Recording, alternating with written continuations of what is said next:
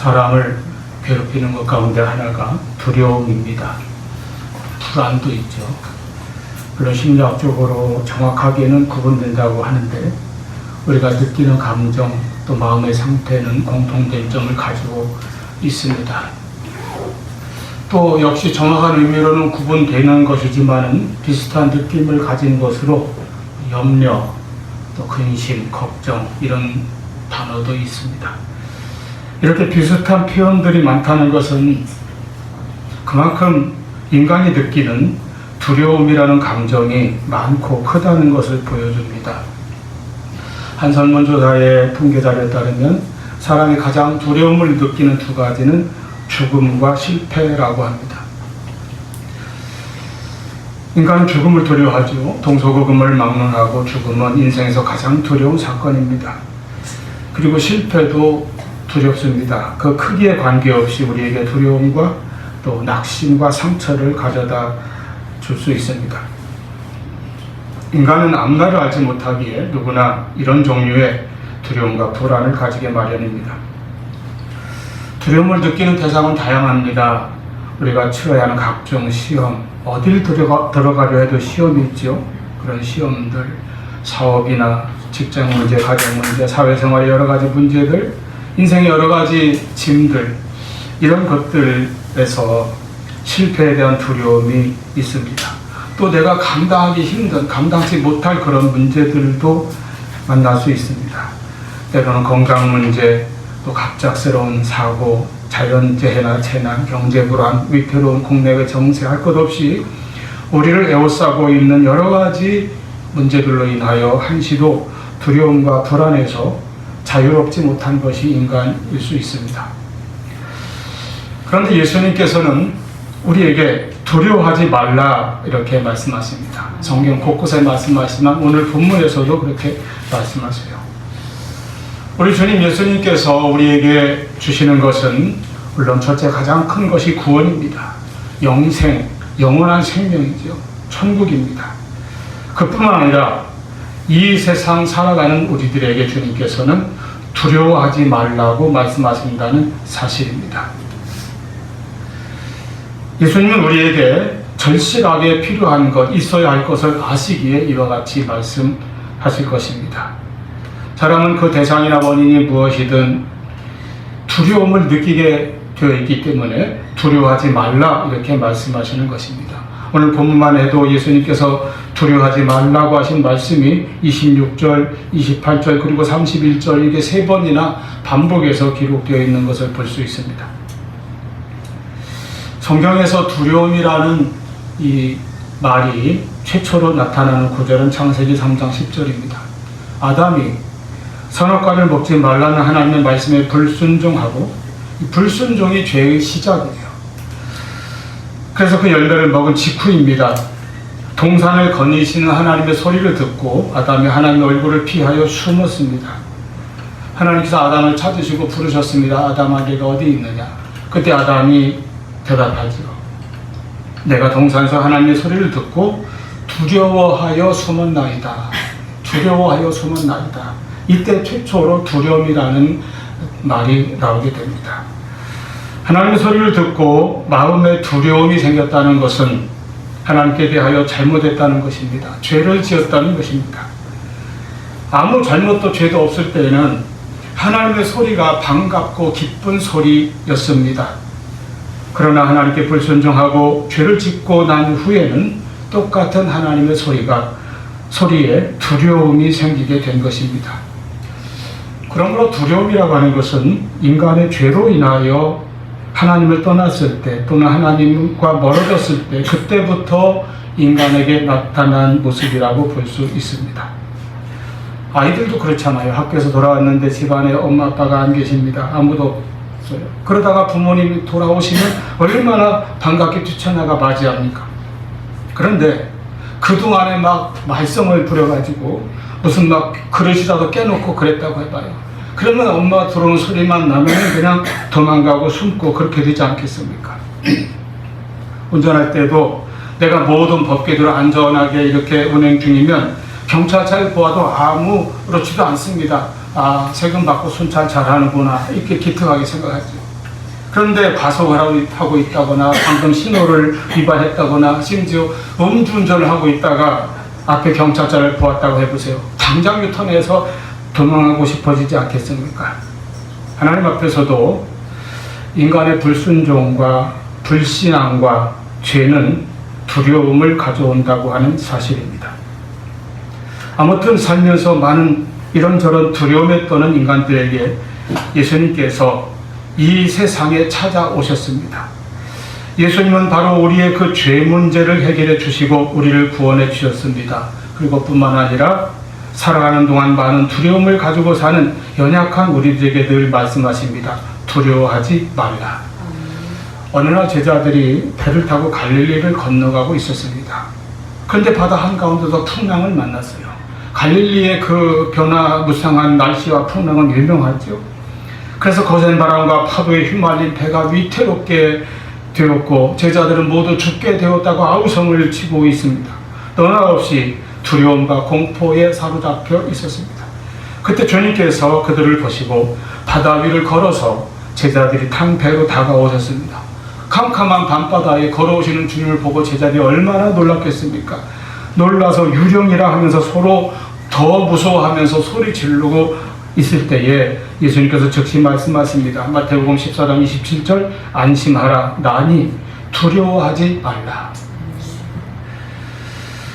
이와 같이 우리가 세상에 살면서 만나는 여러 가지 풍랑과 험한 바람과 물결로 인하여 고통을 당하거나 두려워할 때에 주님이 우리에게 오시고 주님이 우리와 함께 하시고 우리를 지켜주시고 도와주시면 우리는 그 두려운 문제를 이기고 배를 저 목적지까지 안전하게 나아갈 수 있을 것입니다. 우리 주님께서 성난 바다를 향해 잠잠하라 명하실 때에 모든 바람과 물결이 잠잠해진 것처럼 오늘 두려워하지 말라, 근심하지 말라 명령하실 때에 주님의 능력으로 성령의 역사하심으로 우리 마음의 모든 두려움과 염려를 이길 수 있는 능력이 우리에게 있기를 축원합니다. 오늘 본문에 두려움에 대해서 주님께서 말씀하시는데 제일 먼저는 그 두려움의 이유가 있습니다. 바로 반대와 박해에 대한 두려움인 것이죠. 예수님께서 말씀하시는 맥락은 예수님을 대적하고 반대하는 유대인들을 두려워하지 말라는 말씀입니다. 유대인들에 의한 예수님에 대한 반대와 박해가 점점 심해지고 있는 때였습니다. 그래서 24절에 제자가 그 선생보다 더 높지 못하지 않느냐. 다시 말하면 선생인 예수께서 그렇게 반대를 당하고 박해를 받는다면 그 제자에 대해서도 그러한 박해가 있지 않겠느냐. 그런 의미로 말씀하시는 것이죠. 심지어 예수님의 능력과 이적에 대해서도 대적자들은 하나님께서 주신 그 하늘과 땅의 권세를 가신 예수님의 그 능력에 대해서 부인했습니다. 주님이 행하시는 능력은 귀신의 왕인 바알세불의 힘을 빌려서 능력을 행하는 것이라고 이렇게까지 말합니다. 이것이 이제 본문 앞에 나오는 말씀이죠. 주님이 행하시는 일, 그 능력 자체는 부인할 수 없으니까, 실제로 눈에 보이는 일이니까 부인할 수 없으므로 그 능력의 성격을, 그 능력의 본질을, 근원을 이렇게 마귀의 왕 바알세불의 것이다 이렇게 몰아가는 것이죠. 그 정도로 예수님에 대한 반대와 박해가 있었다는 것입니다. 그렇다면 그 제자들에게도 그리고 오늘 우리 그리스도인들에게도 그와 같은 반대가 또는 박해가 닥쳐올 수 있다는 것을 우리가 알아야 된다는 말씀입니다. 요한복음 15장 18절에 세상이 너희를 미워하면 바로 나를 미워하기 때문인 것을 알라고 말씀하셨습니다. 너희는 세상에 속한 자가 아니요 내게 속한 자이므로 세상이 너희를 미워하느니라.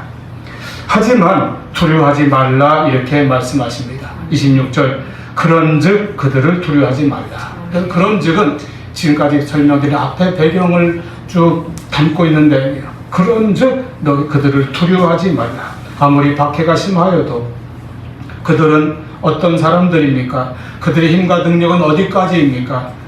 그들의 박해와 핍박은 바로 이 세상의 우리 인간의 육체까지라는 것입니다. 아무리 박해를 하여도 육신의 생명에까지만 해를 끼칠 뿐이라는 것이죠. 이 세상 이후까지는 그들의 그 어떤 박해도 힘도 능력도 미치지 못할 것이므로 그들을 두려워할 것이 없다, 이렇게 말씀하십니다. 아멘. 아무리 핍박하고 심지어 생명의 위협을 당하고 실제로 순교를 당한다 하여도 그것은 육신의 생명에 대한 것일 뿐, 그 영혼에 대해서는 아무런 힘도 쓰지 못하고 영향력도 갖지 못할 것이라는 주님의 말씀입니다. 실제로 로마 제국 시대 초대교회는 핍박과 순교의 역사를 200년이 넘게 겪어야 했습니다.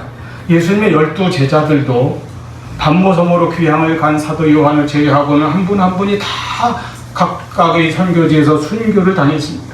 수많은 그리스도인들이 순교하였고 추방당했고 카타콤 지하 무덤에서 숨어 살았습니다. 근현대에도 마찬가지죠. 1948년에 루마니아가 소련에 의해 공산화되었을 때에 리차드 범프란트 목사님이 공산 정권에 의해서 투옥되었습니다. 온갖 고문을 당하고 면회 한번 시켜주지 않는 감옥 생활을 2번에 걸쳐 14년 동안 감옥에 갇혀 있었습니다.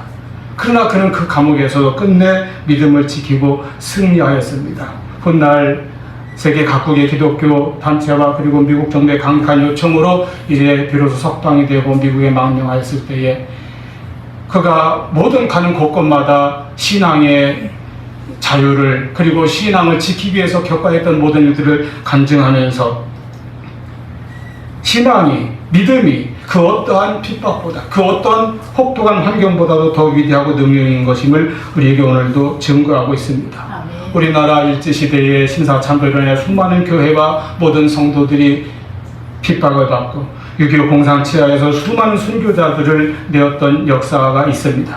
그런데 그러한 순교는 육신의 생명만을 잃은 것이라는 것입니다. 그 어떠한 잔혹한 권력도 총칼도 성도의 영혼은 어떻게 할 수가 없습니다. 그렇기 때문에 기독교는 승리하였고 오늘날도 그렇습니다. 물론 오늘날도 세계 곳곳에 박해와 핍박, 순교의 고난이 여전히 있는 곳들이 많이 있죠. 북한, 중국과 같은 공산권이라든가 또는 이슬람권의 육체의 생명의 핍박과 순교를 당하는 그러한 고난이 있습니다. 그러나 육신의 생명이 끝난 후에 그를 지옥의 권세까지 넣는 권세가 있는 것은 하나님 밖에는 이 세상에 아무도 없다고 하는 사실입니다. 이 땅에 힘이나 권력 있는 자들이 그리스도의 생명에 대해서 우리 육신의 생명은 어떻게 할 수가 있을지라도 그러나 영혼이 이후에 하늘나라에 가고 또는 지옥에 떨어진 것은 인간은 할 수가 없다는 것입니다. 그것은 오직 하나님께서만이 하시는 일입니다. 그렇기 때문에 이 땅에 살아있을 때에 두려워할 자가 누구인지 잘 알라는 것입니다. 정말로 두려워할 대상이 누구인가를 알라는 것이에요. 박해하고 고문하고 죽이는 자들이 아니라 우리가 진정 두려워할 분은 우리 영혼을 지옥불에 보내실 수 있는 권세 있는 하나님 한 분뿐이라는 것입니다. 그 하나님만 두려워하면 세상을 두려워하지 않을 수 있습니다. 계시록 20장 14절 15절 보면 사망과 음부도 불못에 던져질 것입니다. 이것이 둘째 사망 곧 불못이라고 했습니다. 누구든지 생명책에 기록되지 못한 자는 불못에 던져지리라. 이 모든 것은 다 불로 녹아지고 그때 마귀와 타락한 천사들과 귀신들과 믿지 않는 자들의 영혼은 지옥불로 가는 것입니다. 불구덩이에 던져지는 것이죠. 이렇게 하실 수 있는 분은 하나님 한 분밖에 없습니다.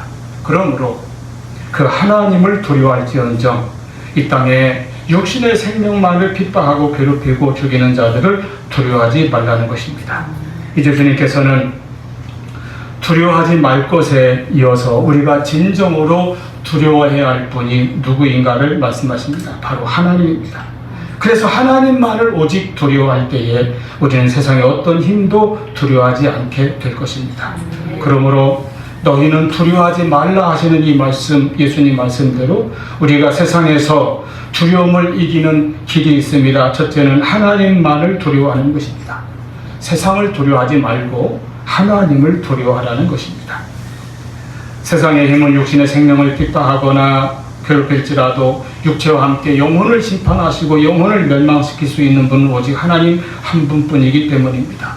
그 하나님을 두려워하라는 이 말씀은 장차 반드시 있을 그 하나님의 심판을 알고 그 심판을 의식하며 살라는 것입니다. 누구나 인생이 다하면 그 산 것에 대하여 우리는 각자 다 심판대 앞에 서게 될 것입니다. 히브리서 9장 17절 한 번 죽는 것은 사람에게 정해진 것이요 그 후에는 심판이 있으리니. 고린도후서 5장 10절에서도 이는 우리가 다 반드시 그리스도의 심판대 앞에 나타나게 되어 각각 선악간에 그 몸으로 행한 것을 따라 받으려 함이라 말씀하였습니다. 그와 같이 하나님의 심판을 알고 그 심판을 의식하면서 살아야 한다는 것입니다. 즉 심판에 대한 준비가 되어 있어야 한다는 것입니다.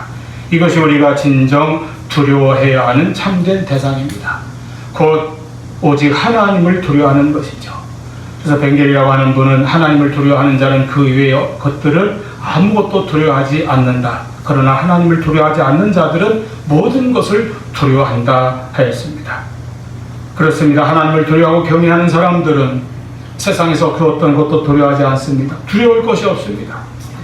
그러나 하나님을 두려워하지 않는 사람은 모든 것이 두렵습니다. 산도 바다도 하늘도 땅도 풍랑도 물결도 질병도 사고도 죽음도 어둠도 실패도 다 두렵습니다. 미래가 두렵습니다. 어느 것 하나 두렵지 않은 것이 없어요. 오죽하면 이사 날짜 하나 잡는 것도 집에 못 박는 거 하나까지도 자기 마음대로 하지 못하고 무서워하며 떨지 않습니까? 여러분, 성경은 하나님이 어떤 분인가 소개하고 있습니다. 그저 지옥불에 던져 넣는 무서운 분으로 하나님을 지금 강조하는 것이 아니라 그 지옥불에 떨어질 수밖에 없는 우리를 위하여 독생자 예수 그리스도를 보내주시고 그 예수님이 십자가에서 우리의 죄를 해결해 주셔서 그를 믿는 자들을 자녀로 삼아주시고 받아주셔서 하늘나라에서 영원히 함께할 수 있는 은혜를 주시는 바로 그 하나님이라고 하는 사실입니다. 그렇기 때문에 진정 하나님을 두려워하는 믿음을 가진 사람은 이것은 하나님을 경외한다는 말과 같은 거예요. 하나님을 진정으로 두려워하고 경외하는 사람은 하나님을 두려워하지 않는 믿음도 동시에 가질 수 있습니다. 왜 그렇습니까? 하나님께서는 하나님을 두려워하는 자, 즉 하나님을 경외하는 자를 구원하시기 때문입니다. 우리 위하여 독생자까지 되어주신 하나님이십니다. 우리가 진정으로 회개하면 우리의 모든 죄를 사하시고 우리를 깨끗하게 하실 것입니다. 요한일서 1장 9절 만에 우리가 우리 죄를 자백하면 그는 미쁘시고 의로우사 우리의 죄를 사하시며 우리를 모든 불의에서 깨끗하게 하실 것이요. 아멘. 뿐만 아니라 우리가 연약하여 살다가 연약하여 또 죄를 짓거나 넘어지거나 실수하고 실패하고 잘못한 것에 대하여 예수님께서 우리에게 변호사가 되어 주셔서 우리를 위하여 변론해 주실 것이라는 보장입니다. 요한일서 2장 1절 나의 자녀들아 내가 이것을 너희에게 쓰면 너희로 죄를 범하지 않게 하려 함이라. 만일 누가 죄를 범하여도 아버지 앞에서 우리에게 대언자가 있으니 곧 의로우신 예수 그리스도시니라. 할렐루야. 그렇기 때문에 그리스도 예수 안에 있는 자에게는 결코 정죄함이 없음을 우리는 분명히 믿습니다. 주님께서 말씀하십니다. 너희는 마음에 근심하지 말라. 하나님을 믿으니 또 나를 믿으라. 내 아버지 집에 거할 곳이 많도다. 여러분, 예수님을 믿으십시오. 예수님을 의지하십시오. 예수님의 십자가 공로를 믿고 의지하시기를 바랍니다. 나의 모든 죄를 주님 앞에 다 자복하고 회개하며 우리가 예수님의 십자가 보혈로 그 모든 죄가 사함을 받고 내 영혼이 은총 입어 중한 죄짐을 모두 벗고 구원함과 자유함을 얻은 심령이 되었음을 믿으시기를 바랍니다. 그러면 우리는 하나님의 심판을 두려워하지 않게 될 것입니다. 참으로 하나님만을 두려워한다면 세상을 두려워하지 않고 승리의 신앙을 가질 수 있을 것입니다. 두 번째로 하나님의 돌보심을 믿을 때에 우리는 두려움을 이길 수 있습니다. 예수님께서 제자들에게 두려워하지 말라 하시는 말씀을 하시면서 이어서 하나의 비유적인 표현을 쓰셨습니다. 참새 2마리가 한 아사리온에 팔리지 않느냐. 그러나 여기서 한 아사리온이라는 것은 당시 로마의 가장 작은 동전 하나의 단위라고 합니다. 16분의 1 데나리온이라고 하니까 우리 돈으로 어떻게 환산하는지 모르지만 아주 소액의 동전인 것 같아요. 참새 2마리가 지금 우리나라에서는 사실 흔치 않은데 당시 유대 나라에는 굉장히 흔하게 팔렸는 모양이죠. 두 마리가 한 아사리온이랍니다. 이것은 그만큼 싸다 그런 걸 나타내는 거예요. 심지어 누가복음 12장에 보면은 똑같은 말씀인데 참새 두 마리가 아니 5마리가 두 아사리온 아니냐 이렇게 말씀하셨어요. 여러분 한 마리가 제가 계산이 잘 안 돼요. 1 아사리온이 2마리면은 4마리는 아니 두 아사리온이면 4마리야 되잖아요. 그런데 5마리를 주다니까 덤으로 준다는 거예요. 여러분 싸니까 덤으로 주지 뭐 귤이나 뭐 이렇게 싸니까 주지 우리가 뭐 금반지 4개 한다고 하나 더 주는 거 봤습니까? 자동차 4대 계약하면 한 대 더 펴주든가요? 비싼 건 절대로 그렇게 할 수가 없습니다. 그만큼 참새가 싸고 하찮게 팔리는 것이라는 뜻입니다. 참새를 비하는 것이 아니라 가격이 그렇다는 거예요. 그런 참새조차도 여러분 그런 참새조차도 하나님께서 돌보시는데 그 다음에 빠진 단어가 있어요. 하물며 너희일까 보냐. 하물며 하나님께서 사랑하시는 성도들, 하나님께서 창조하시고 하나님께서 특히 은혜로 구원하신 그리스도인들, 그 구원받은 성도들에 대해서 하나님께서 얼마나 더 귀하게 여기시겠는가. 강조업법이죠. 그런 하찮은 싸구려 참새조차도 하나님께서 사랑으로 돌보시고 보살피시는데 하물며 너희들일까 보냐. 우리는 하나님 앞에 이렇게 귀한 존재들입니다. 물론 하나님도 우리에게 귀하고 귀하신 분입니다.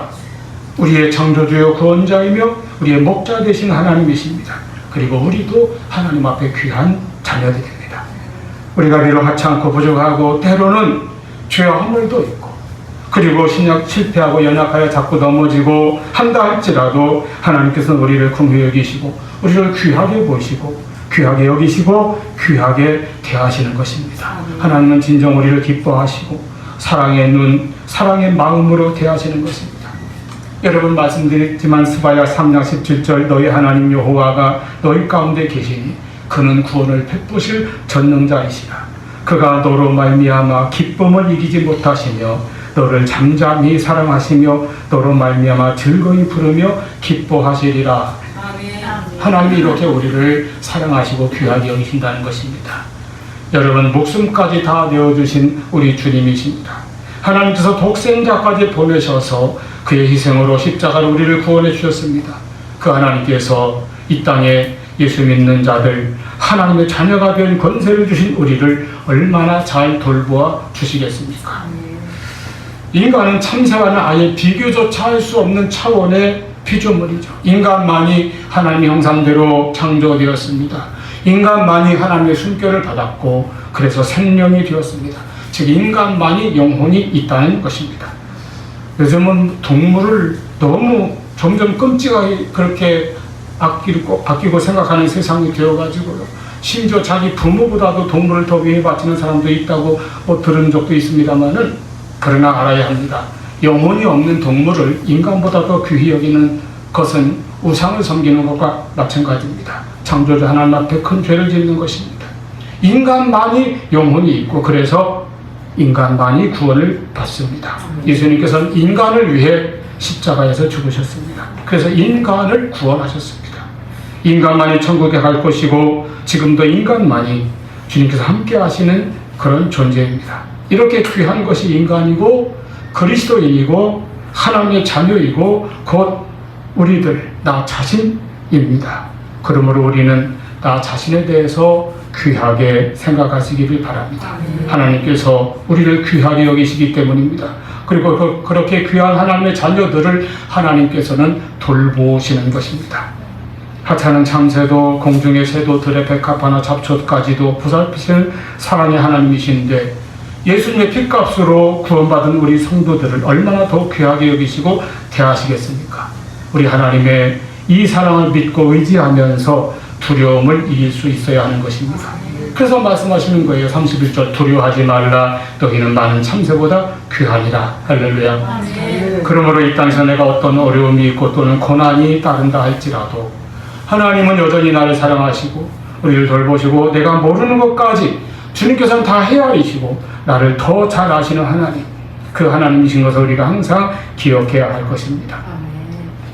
자기 용돈을 모아서 스마트폰을 바꾸려는 자녀들은 돈이 부족하니까 그냥 나름대로 알아봐가지고 그냥 한 물건 구형 휴대폰을 사려고 이것저것 따져보고 생각하고 있을 때에 그 자녀에게 필요하다면 최신형 스마트폰을 사주는 게 부모 마음이에요. 또한 그것은 하나님의 마음입니다. 마태복음 7장 11절 너희 중에 악한 자라도 자식에게는 좋은 것을 줄 줄 알거든 하물며 하늘에 계신 너희 아버지께서 구하는 자에게 좋은 것으로 주시지 않겠느냐. 그 하나님이 나와 함께 하신다는 것을 늘 믿고 하나님의 사랑과 인도하심에 대해서 의심하거나 시험 드는 일이 없이 하나님을 더 의지하는 굳센 믿음을 가지시기를 바랍니다. 세상이나 사람의 말을 쫓지 말고 항상 하나님의 말씀을 신뢰하며 의지하며 이 세상에서 더욱 담대한 사람, 온전한 신앙인, 두려움 없이 하나님의 은혜 가운데 힘있게 살아가는 우리의 삶이 될 수 있기를 축원합니다. 세 번째입니다. 우리가 두려움을 이기려면 우리의 신앙을, 내가 예수 그리스도를 믿는 나의 신앙을 고백하고 시인해야 합니다. 이어지는 32절 33절 말씀입니다. 누구든지 사람 앞에서 나를 시인하면 나도 하늘에 계신 내 아버지 앞에서 그를 시인할 것이요 누구든지 사람 앞에서 나를 부인하면 나도 하늘에 계신 내 아버지 앞에서 그를 부인하리라. 처음에 저는 성경을 쭉 읽을 때 이 말씀은 앞의 말씀과 조금 내용이 이제 분리되는, 구분되는 그런 말씀인 줄 알았습니다. 근데 자꾸 말씀을 읽고 반복해서 읽다 보니까 이 예수님께서 이 말씀을 이어서 하신 의도가 무엇일까 하는 것을 좀 깊이 생각해 보게 되었어요. 두려워하지 말라 하신 말씀에 이어서 사람 앞에서 나를 시인하라고 하는 좀 맥락이 맞지 않은 것 같은 말씀을 하셨어요. 여러분, 예수 그리스도에 대한 우리의 신앙을 나타내는 것이 담대한 신앙입니다. 그 담대함으로 두려움을 이길 수 있는 것입니다. 어디 가서 내 신앙을 감추고 내가 믿는 하나님을 감추고 우리 주님 예수님을 감추고 살려고 한다면 얼마나 그 심령이 불안하겠습니까? 얼마나 마음이 어둡고 답답하겠습니까? 신앙은 고백되어져야 합니다. 꼭 무슨 우리가 큰 소리를 외치고 다니라는 것이 아니라 내가 항상 담대하게 내 신앙을 가지고 그 신앙을 증거하고 그 신앙으로 살아가는 우리의 삶이 되어야 한다는 것입니다. 등불은 감춰지지 않고 높은 곳에 올려두어야 한다고 하셨습니다. 이같이 너희 빛이 사람 앞에 비추게 하라고 하셨습니다. 로마서 10장 10절 사람이 마음으로 믿어 의에 이루고 입으로 시인하여 구원에 이르느니라 말씀하셨어요. 어떤 교회 집사님이 아마 이제 사회생활 여러 가지 막 분주하게 하는 분이기 때문에 사회 나가면은 그리스도인인 것을 안 드러내는가 보죠. 안 드러내는 게 아니라 아예서 감추고 그냥 일반 세상 사람과 똑같이 같이 먹고 마시면서 그냥 어울리고 온갖 때를 다 가면서 이렇게 살았는가 봅니다. 근데 목사님이 그걸 알았어요. 그리고 집사님 불러서 이제 권면했습니다. 집사님 그러면 됩니까? 성도가 갈 때가 있고 안 갈 때가 있고 할 일이 있고 안 할 일이 있지. 우리는 다 그리스도의 군사가 아닙니까? 하고 따끔하게 하니까 이 집사님이 하는 말이 목사님한테만 말씀인데요. 저는 그리스도의 군사인데 특수부대 비밀요원입니다. 그래서 정체를 감췄다는 거예요.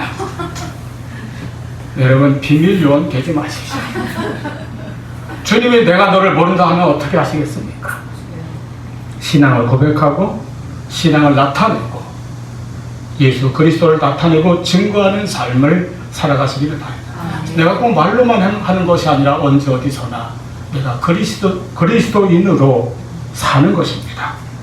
입으로가 아니라 내 삶으로 내 모습 전체가 그리스도인임을 나타내는 그 신앙으로 살고 그 신앙을 행하고 그 신앙을 증거하는 삶을 사는 것입니다. 그렇게 살아서 더욱 담대함을 얻고 두려워하지 않는 놀라운 능력을 얻고 승리하는 우리 모두가 될 수 있기를 축원합니다.